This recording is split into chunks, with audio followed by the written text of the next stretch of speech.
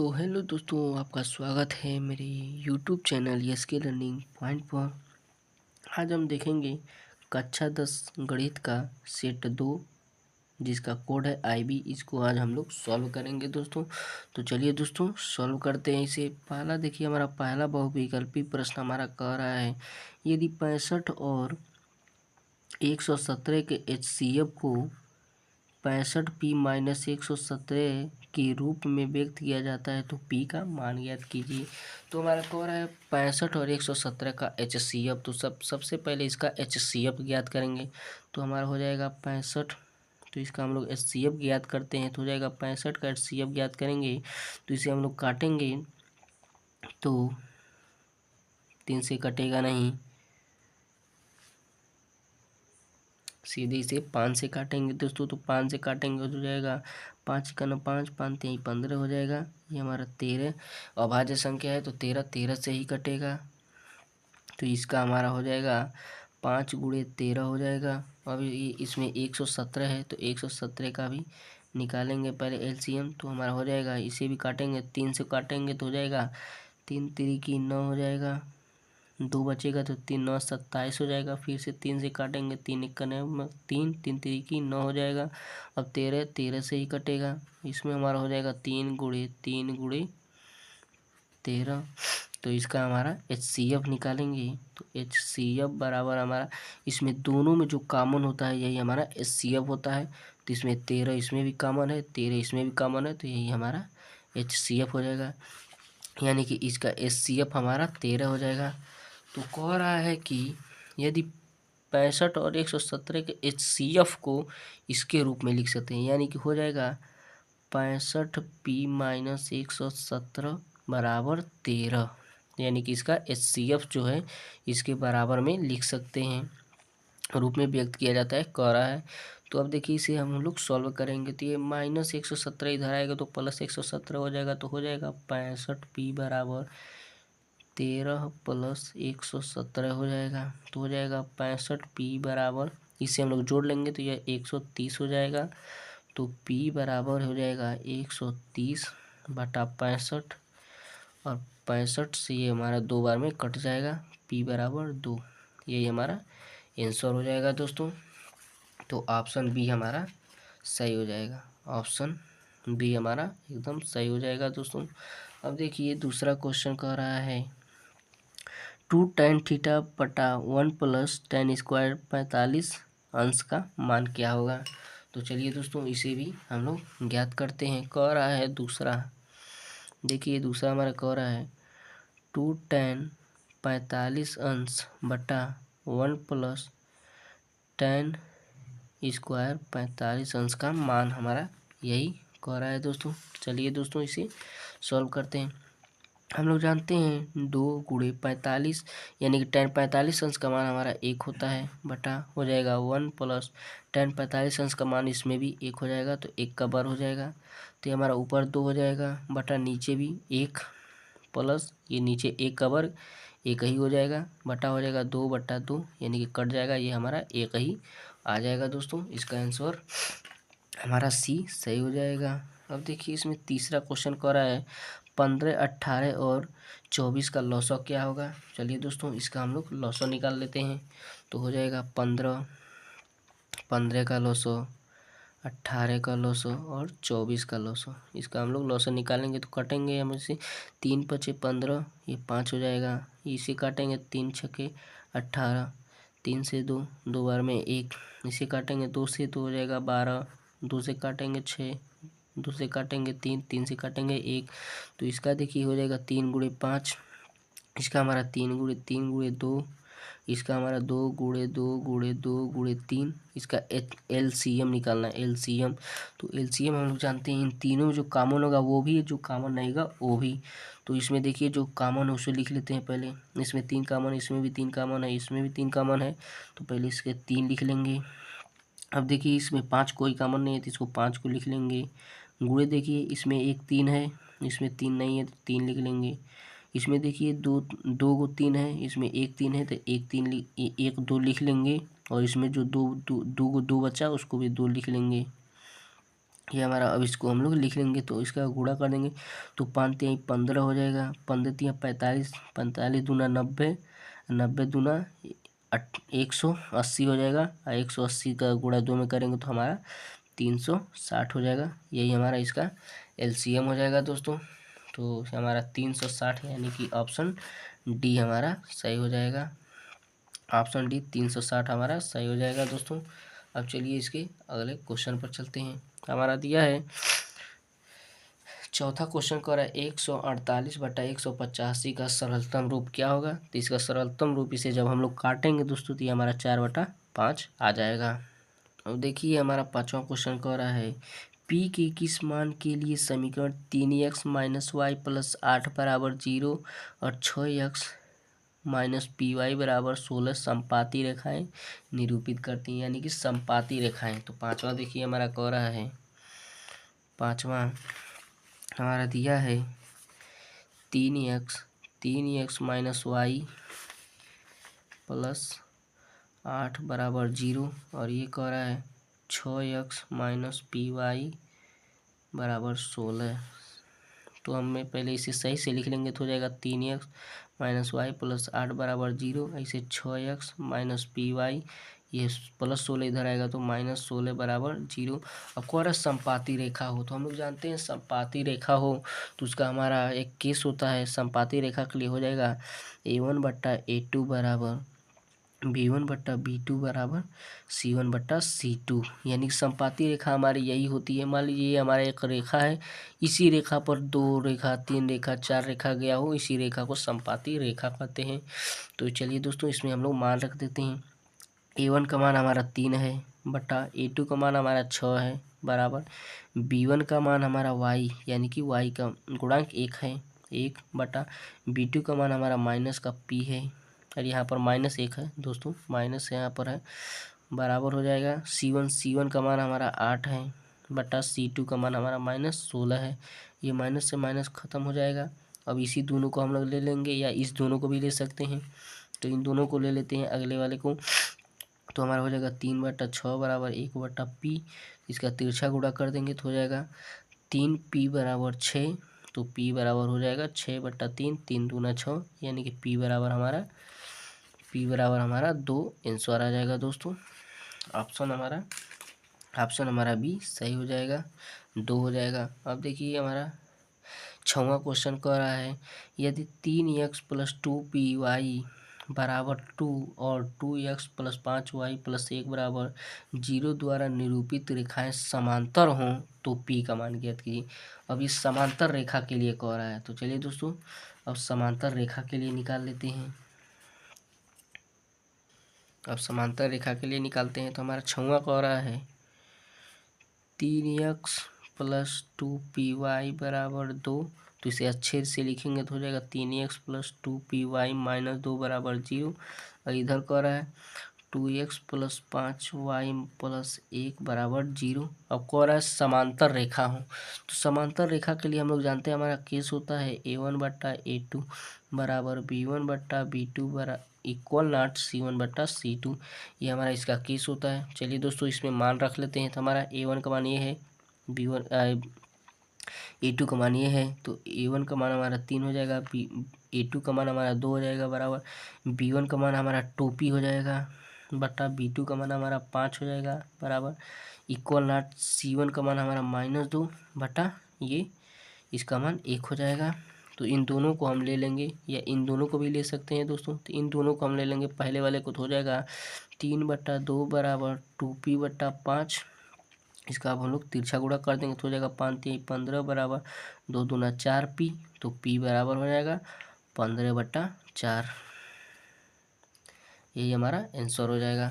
तो p बराबर हमारा हो जाएगा 15/4, यानी कि ऑप्शन ए हमारा सही हो जाएगा। अब देखिए हमारा सातवां क्वेश्चन कह रहा है 17 यानी कि 15 cot थीटा = 8, तो साइन थीटा का मान ज्ञात कीजिए। चलिए दोस्तों इसे भी निकाल लेते हैं। हमारा सातवां कह रहा है 15 cot थीटा = 8, यानी कि 15 cot थीटा = 8, तो हो जाएगा cot थीटा = 8/15। तो हम लोग जानते हैं cot थीटा का फार्मूला हमारा होता है आधार बटा लंब। तो इसमें देखिए दोस्तों, हमारा आधार का मान मालूम है, लंब का मालूम है, कोण का हमें मालूम नहीं है, तो कोण का वर्ग निकालेंगे। कोण को निकालेंगे तो कोण का वर्ग बराबर हमारा होता है लंब का वर्ग प्लस आधार का वर्ग। लंब का वर्ग हमारा 15 है, 15 का वर्ग प्लस आधार का वर्ग यानी कि 8 का वर्ग।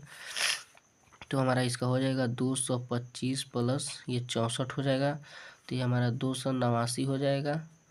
और ये कोण का वर्ग है, ये वर्ग आएगा तो यहाँ पर कर्ण ही लग जाएगा, था कोण बराबर हो जाएगा अंडर 289। हम लोग जानते हैं इसका वर्ग हमारा 17 होता है, ये हमारा 17 हो जाएगा। तो अब कह रहा है साइन थीटा का मान की याद कीजिए। तो साइन थीटा बराबर होता है लंब बटा कोण। तो हमारा हो जाएगा लंब का मान देखिए हमारा 15 है, तो 15 बटा कोण का मान हमारा 17 आया है। यही हमारा इसका आंसर हो जाएगा 15/17। तो यानी कि 15/17 ऑप्शन डी हमारा सही हो जाएगा दोस्तों। अब देखिए इसमें हमारा कह रहा है यदि त्रिभुज ए बी सी तथा त्रिभुज एक्स वाई जेड दो समरूप त्रिभुज हों, यानी कि उनका ये दोनों जो त्रिभुज हैं समरूप त्रिभुज हैं तथा ए 45 डिग्री है, वाई 57 डिग्री है, तो सी का मान होगा। इन दोनों को आप जोड़ लीजिए दोस्तों, तो इनको दोनों को जोड़ेंगे तो हमारा हो जाएगा 7 5 12 1 13 132 हो जाएगा। ये दोनों 132 हो जाएगा, 132। तो यानी कि 180 में से, क्योंकि हम लोग जानते हैं ये हमारा एक सरल रेखा होता है, 132 में से 300 यानी कि 132 घटाएंगे 180 में से हमारा बढ़ जाएगा 48। यही हमारा ऑप्शन बी सही हो जाएगा दोस्तों। अब चलिए दोस्तों अगले क्वेश्चन पर चलते हैं। 9वां क्वेश्चन हमारा कह रहा है, देखिए 9वां क्वेश्चन कह रहा है बिंदु यम -3, 4 की मूल बिंदु से दूरी ज्ञात कीजिए। तो इसका मूल बिंदु से दूरी ज्ञात करते हैं दोस्तों। तो हमारा 9वां क्वेश्चन कह रहा है यम, इसका निर्देशांक दिया है 3, 4, कह रहा है मूल बिंदु से दूरी। तो हम लोग जानते हैं मूल बिंदु से दूरी का हमारा सूत्र होता है मूल बिंदु से दूरी का सूत्र होता है दोस्तों x का वर्ग प्लस y का वर्ग कड़ी में। तो इसका हमारा x का वर्ग हमारा हो जाएगा -3 का वर्ग प्लस y का वर्ग यानी कि 4 का वर्ग। इसमें कड़ी लगा देंगे तो हो जाएगा 3 3 9 प्लस 4 4 16 बराबर, इसे जोड़ लेंगे तो हमारा दोनों 25 हो जाएगा बराबर हमारा 5। यही हमारा ऑप्शन यानी कि 5 हमारा सही हो जाएगा, ऑप्शन ए सही हो जाएगा दोस्तों। ये हमारा मूल बिंदु से दूरी 5 हो जाएगा। अब देखिए 10वां क्वेश्चन कह रहा है बिंदु -2, 6 और -2, 10 को मिलाने वाली रेखाखंड के मध्य बिंदु का निर्देशांक ज्ञात कीजिए। तो चलिए दोस्तों इसके मध्य बिंदु का निर्देशांक ज्ञात करते हैं। तो हमारा हो जाएगा इसका बिंदु देखिए -2, 6 दिया है, इसका -2, 10 दिया है। मध्य बिंदु का निर्देशांक ज्ञात करना है तो हम निकलेंगे x1 प्लस x2/2, ये हमारा मध्य बिंदु का निर्देशांक होता है। इन दोनों को जोड़ेंगे यानी कि -2, ये -2/2 यानी कि -4/2 यानी कि ये -2 हो जाएगा। अब देखिए इसका -2 आ गया, अब y1 प्लस y2 ये x2 है बटा 2 हो जाएगा। y1 का मान 6 है प्लस y2 का मान हमारा 10 है, यानी कि ये हमारा x1 होता है, ये x2 होता है, ये y1 होता है और y2 होता है। ये हमारा x1 y1 होता है दोस्तों, सॉरी ये x1 y1 होता है, ये x2 y2 होता है। अब इस दोनों को जोड़ लेंगे बटा 2 कर देंगे, ये 16/2 हो जाएगा, तो ये हमारा 8 आ जाएगा। यानी कि हमारा इसका निर्देशांक हमारा दोस्तों -2, 8 हो जाएगा। तो ये हमारा ऑप्शन ए 10 का ऑप्शन ए सही हो जाएगा दोस्तों। अब देखिए हमारा 11वां क्वेश्चन कह रहा है किसी समबाहु त्रिभुज ABC में यदि AD लंब है BC तो AD स्क्वायर का मान ज्ञात कीजिए। तो इसका हमारा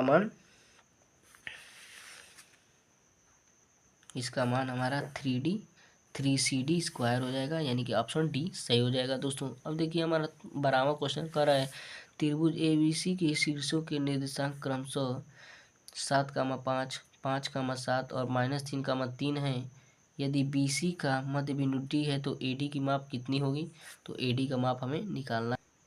जब इसको हम पूरा माप लेकर अच्छे से जब शीर्षों को पूरा सजा कर अच्छे से जब इसे हम लोग सॉल्व करेंगे दोस्तों, तो ये हमारा ऑप्शन सी सही हो जाएगा। ये हमारे क्वेश्चन में ऐसा सवाल दिया है, तो क्वेश्चन में सीधे हम लोग इसको सवाल को लगाएंगे दोस्तों। अब देखिए हमारा 13वां क्वेश्चन कह रहा है सेक थीटा बराबर 2 हो तो थीटा का मान ज्ञात कीजिए। चलिए दोस्तों, इसका थीटा का मान हम लोग जानते हैं सेक 60 अंश का मान हमारा 2 होता है। हमें निकालने की ज़रूरत है ये नहीं, क्योंकि हमें सीधे मान ही मालूम है सेक 60 अंश का मान हमारा 2 होता है। चलिए दोस्तों, अब 14 क्वेश्चन पर चलते हैं। 14वां क्वेश्चन देखिए cos square theta minus cot square theta 1 minus cos square theta का मान क्या होगा। तो चलिए दोस्तों, इसे हम लोग सॉल्व करते हैं। तो देखिए दोस्तों, 14वां हमारा क्वेश्चन दिया है cosec square theta minus cot square theta, और ये हमारा कोष्टक में 1 माइनस कोस स्क्वायर थीटा। तो हमारा एक फार्मूला होता है दोस्तों, cosec square theta minus cot square theta बराबर 1 होता है, गुणा ये हमारा 1 माइनस कोस स्क्वायर थीटा हो जाएगा। क्योंकि दोस्तों हम लोग जानते हैं cosec square theta minus cot square theta बराबर 1 होता है, ये हमारा फार्मूला ही है।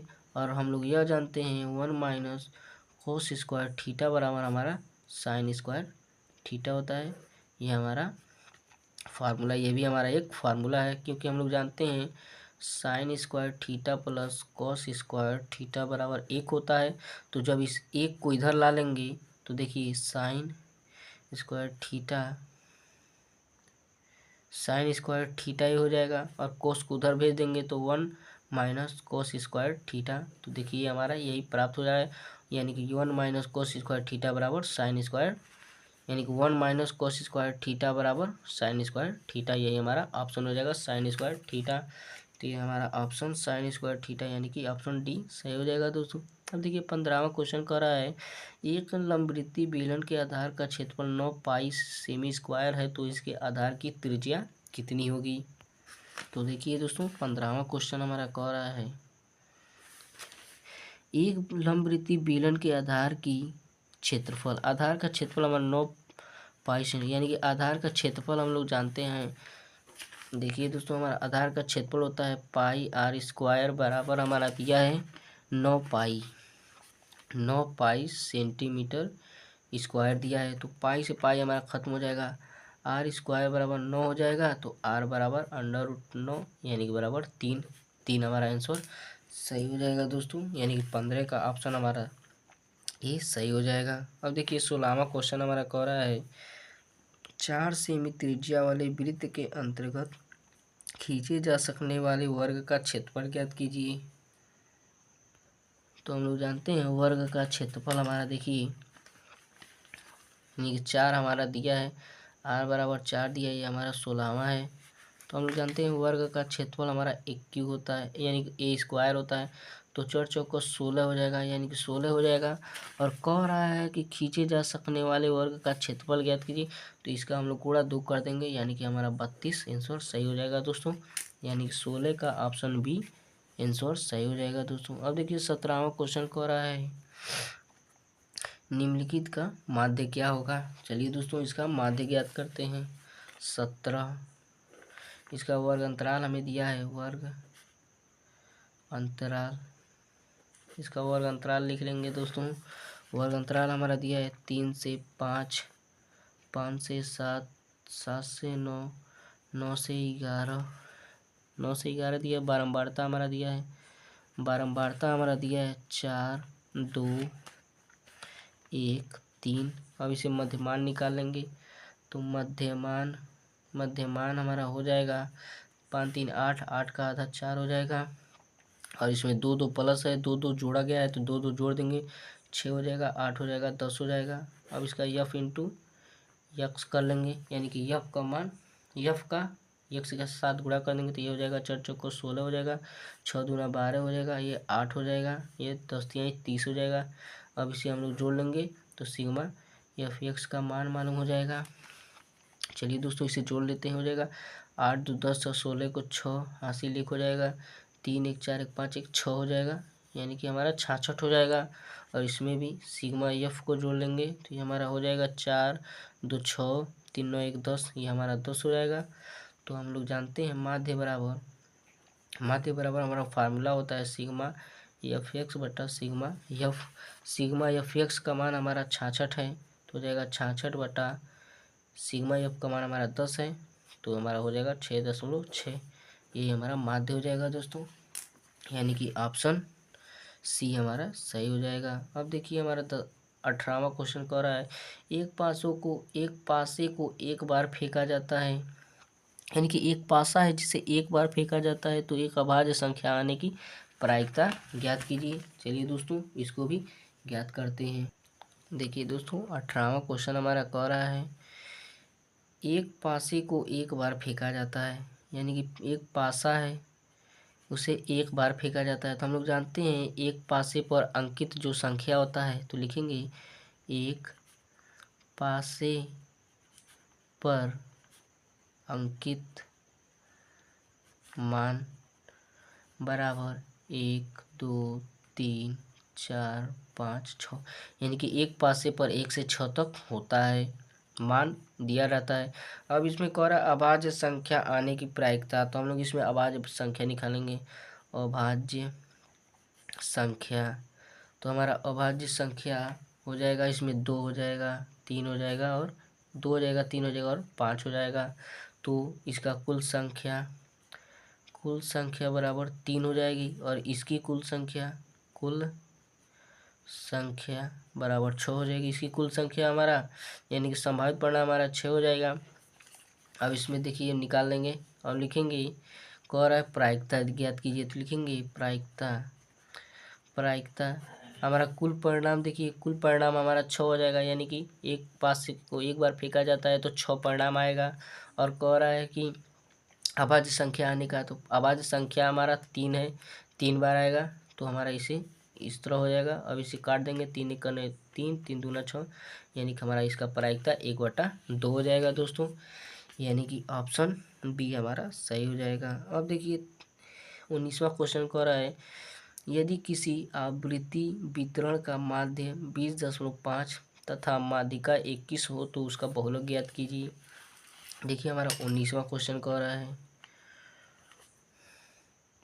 अब देखिए हमारा 19वां क्वेश्चन दिया है माध्य, यदि किसी आवृत्ति वितरण का माध्य, तो माध्य बराबर हमारा दिया है 20.5 और माध्यिका हमारा दिया है माध्यिका बराबर 21, तो बहुलक का मान पूछा है। बहुलक बराबर पूछा तो हम लोग जानते हैं हमारा बहुलक का सूत्र होता है, बहुलक बराबर होता है 2 गुणे माध्य माइनस 3 गुणे माध्यक। ये हमारा फार्मूला होता है दोस्तों। कभी कभी ये हमारे बोर्ड में 1 नंबर का केवल फार्मूला ही पूछ देता है दोस्तों, तो आप लोग इसे फार्मूले के अच्छे से याद कर लीजिएगा दोस्तों।